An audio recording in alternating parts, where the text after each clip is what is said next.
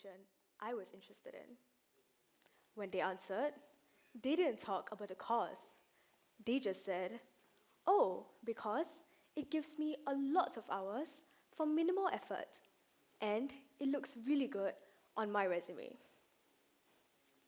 This moment made me realize something uncomfortable about our generation. Today, volunteering has quietly turned into a competition, not over who does more, but over who collects more hours. Among youth, volunteering is no longer talked about with meaning, it's talked about in numbers. How many hours do you have? Is this recognizable? Would this look good on my portfolio? Long hours are worn like badges of honor.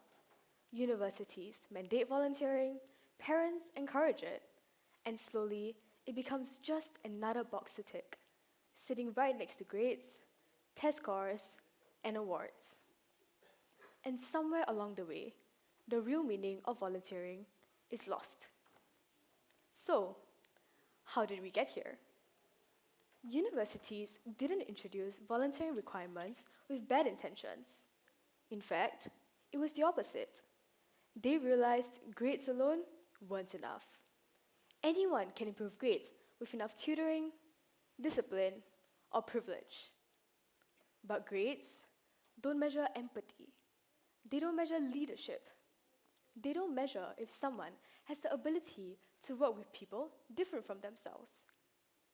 And so, volunteering was added, alongside strong academics, to help universities admit more well-rounded individuals. But there was a gap between the students universities hoped to admit and the ones they received. Why? Because students and parents treated this new requirement exactly the same way they treated grades, just another item on the checklist. The goal quietly shifted from growth to accumulation, from meaning to efficiency, from asking, what do I care about, to asking, what's the easiest thing to do to get the most hours? And when that happens, the journey of volunteering completely changes. Instead of being an experience where a person grows, matures, and learns things no textbook could ever teach, it becomes just another job. Tasks done mindlessly, hours counted obsessively, and once it's over, the volunteer walks away the exact same person they were as when they started. No shift in mindset, no deeper understanding, no real growth. Now, when we talk about volunteering, we usually focus on the people being helped. But let's shift the focus for a moment. Let's talk about what volunteering does for the volunteer. When someone approaches volunteering as intended, with a cause they genuinely care about, something powerful happens. They leave with fulfillment, with a deeper appreciation for their own privileges, with a better understanding of lives and perspectives beyond their own. And these aren't just temporary feelings, they're mindset shifts.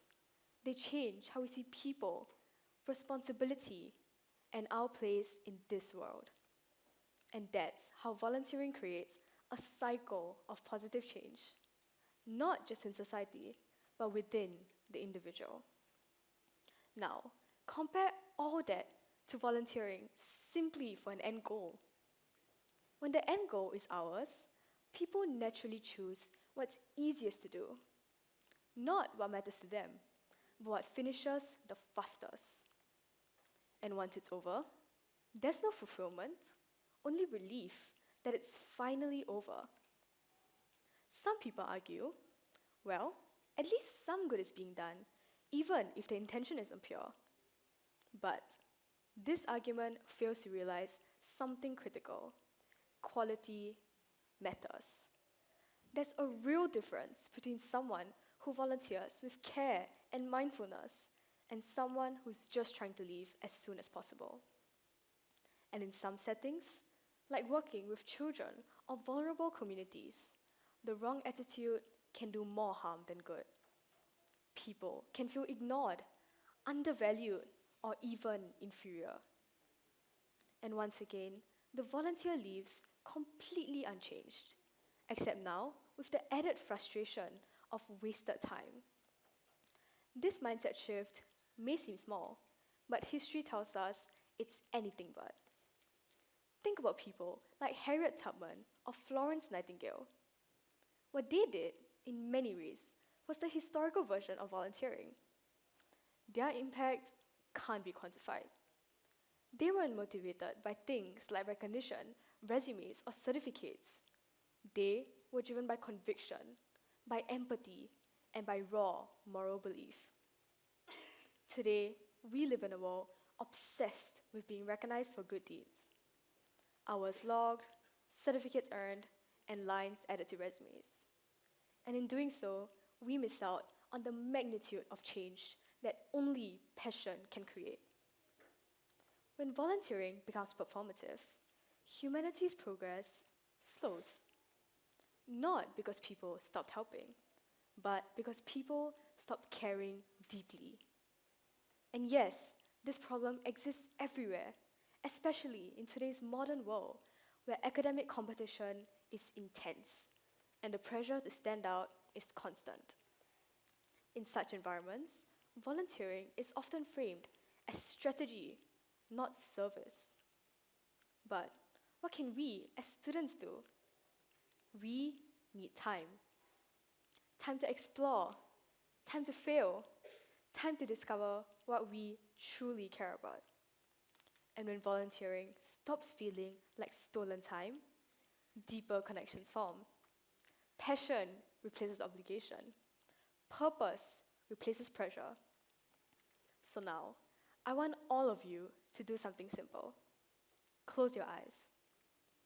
Think of a cause you genuinely care about.